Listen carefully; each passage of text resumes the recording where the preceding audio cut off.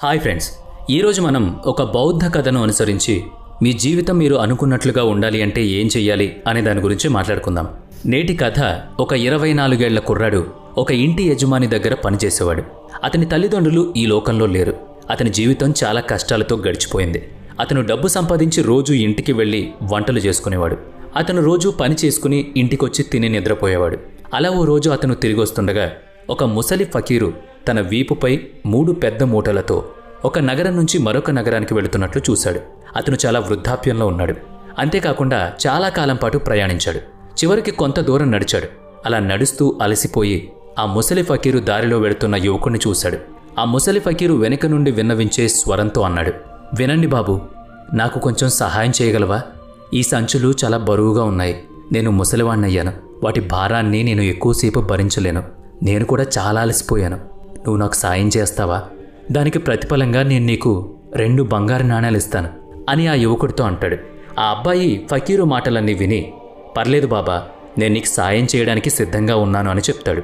"నువ్వు ఎక్కడికి వెళ్ళాలనుకుంటున్నావో చెప్పు" అని ఆ కట్టెను తన భుజంపై వేసుకోగానే ఆ కట్టె నిజంగానే చాలా బరువైందిగా గ్రహించాడు.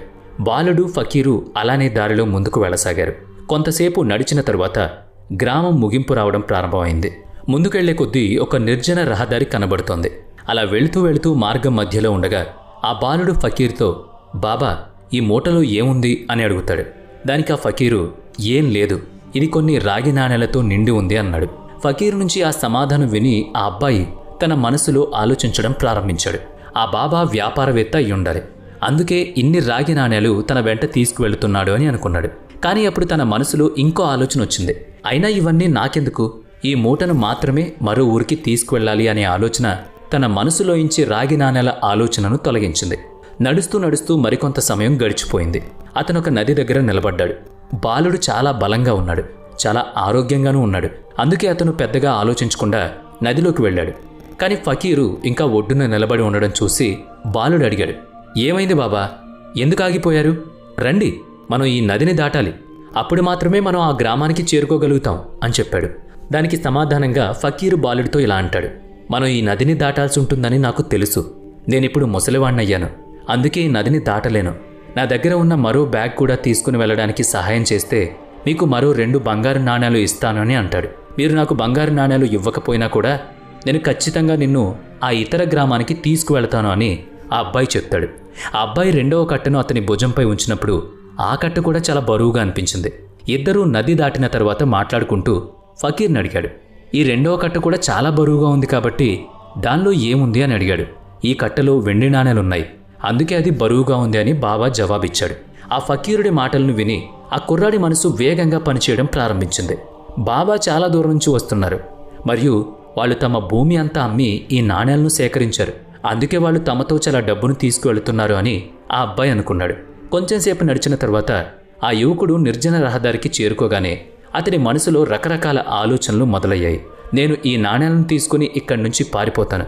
అప్పుడు ఫకీరు నా వెనుక ఎంతవరకు పరిగెత్తారు? అతను నన్ను పట్టుకోగలడు అని అనుకోవట్లేదు. మరియు వారికి సహాయం చేసేవారు ఇక్కడ ఎవ్వరూ ఉండరు. నేను వాడితో మంచి షాప్ కొనుక్కోవచ్చు, నా సొంత వ్యాపారాన్ని ప్రారంభించుకోవచ్చు.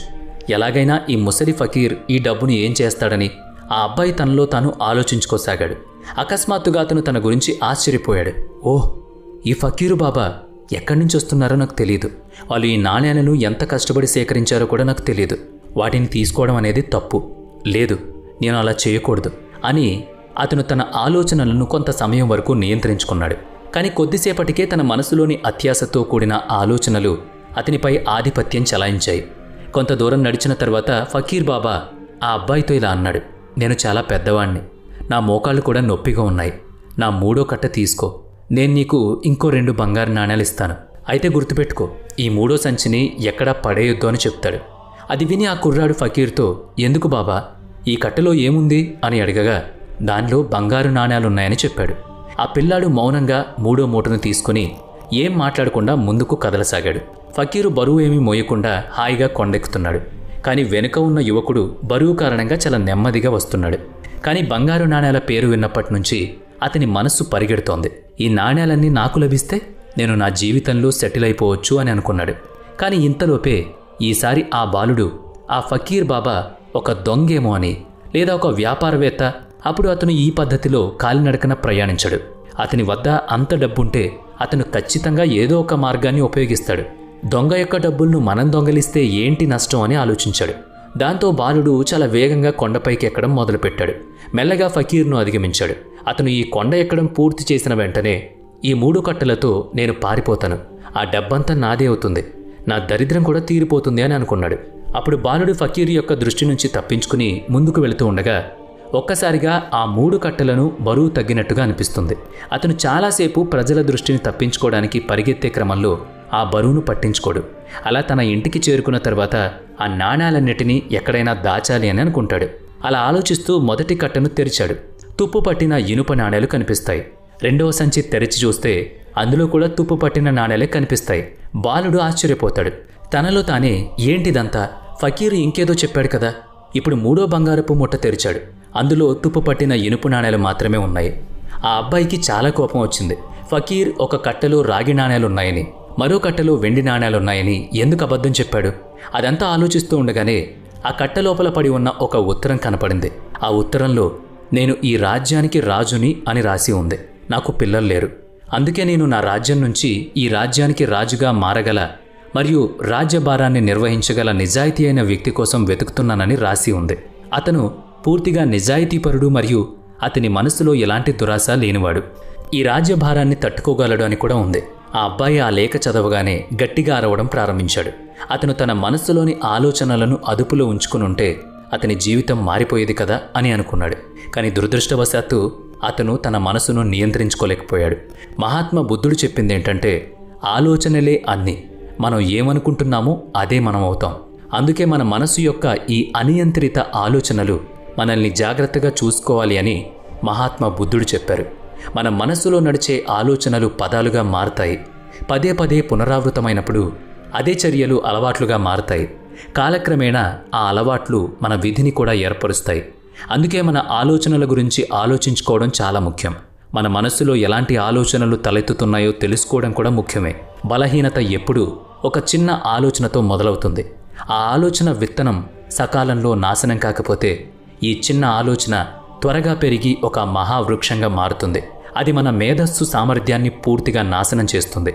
అందుకే మన మనస్సులో మొదటిసారి తప్పుడు ఆలోచన వచ్చినప్పుడే దాన్ని పూర్తిగా పెకలించి వేయాలి. లేకుంటే అది అతి త్వరలో ఒక పెద్ద వృక్షం యొక్క రూపాన్ని తీసుకుని ఏదో ఒక విధంగా ఇబ్బందులను కలుగజేస్తుంది, మనల్ని తప్పుదారిలో పడేస్తుంది. అప్పుడు మనం కోరుకున్నా దాన్ని ఆపలేం. ఇదంతా విన్నాక ఇప్పుడు మన మనసు యొక్క ఆలోచనలు ఎలా నియంత్రించగలం అనే ప్రశ్న తలెత్తుతుంది. మన మనస్సు చాలా శక్తివంతమైంది, చంచలమైంది. ఏదో ఒక విధంగా అది ప్రభావితం కాగలదు. మనం దాన్ని నియంత్రించలేం. ఈ ప్రశ్నకు సమాధానంగా బుద్ధుడు మనకు 2 విషయాలు చెప్పాడు. మొదటి విషయం, మీరు వేరే ఏదైనా చెప్పాలి అనుకున్నప్పుడు అది కాకుండా నిజానికి మీ మనస్సులో ఏదుందో మీ నోటి నుంచి అదే బయటకొస్తుంది. కానీ మనం ఆ పని చేసినప్పుడు మన మెదడు బాగా పనిచేయడం ప్రారంభిస్తుంది.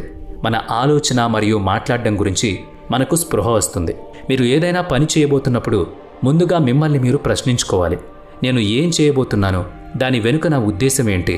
నేను ఇతరులను బాధ పెట్టాలనుకుంటున్నానా, లేదా నేను ఇతరులను నిరాశపరచాలనుకుంటున్నానా అని మిమ్మల్ని మీరు ప్రశ్నించుకోవడం వాళ్ళు మీకు ఎంతో ముఖ్యమైన విషయం. మీలో సానుకూల శక్తి ప్రవహించడం ప్రారంభించినప్పుడే మీరు సానుకూలంగా మారుతారు. మీరు మీ ఉద్దేశాలతో కనెక్ట్ అవ్వడం ప్రారంభిస్తారు. మీలో ఉన్న ప్రతికూల శక్తి మరియు ప్రతికూల ఉద్దేశాలు రోజురోజుకు తగ్గుతాయి. అయితే మీరు ప్రతిరోజు దీన్ని చెయ్యాలని గుర్తుంచుకోండి. మీరు ఎల్లప్పుడూ మంచి ఉద్దేశాలను కలిగిన విషయాలను మాత్రమే ఆలోచించాలని గుర్తుపెట్టుకోండి. అప్పుడు మాత్రమే మీరు దుఃఖం మరియు కష్టాల నుంచి తప్పించుకోగలరు. లేకుంటే మీరు దుఃఖాలు మరియు ఇబ్బందులతో ఉంటారు. దాని నుంచి ఎప్పటికీ బయటపడలేరు. కాబట్టి మీ ఆలోచనల పట్ల సరైన అవగాహనను పెంచుకోండి. క్రమక్రమంగా మీ మనస్సు ప్రశాంతంగా మారుతుంది. ప్రతికూల ఆలోచనలన్నీ అదృశ్యమవుతాయి. మీరు శాంతి వైపు వెళ్లడం మొదలవుతుంది. దీనికోసం మీరు చేయాల్సిందల్లా మీ కళ్ల ముందు ఏం జరుగుతుందో చూడడం. మీ భావాలకు మరియు జ్ఞాపకాలకు ఎటువంటి స్పందన ఇవ్వకుండా వాటిని కేవలం చూస్తూ ఉండాలి. దాంతో మీ మనస్సు ఖాళీగా మారడం ప్రారంభమవుతుంది. దాని తర్వాత మీరు ప్రతికూల ఆలోచనల గురించి ఆలోచించకుండా మీరు అనేక దుఃఖాలు మరియు ఇబ్బందులకు దూరంగా ఉండగలుగుతారు.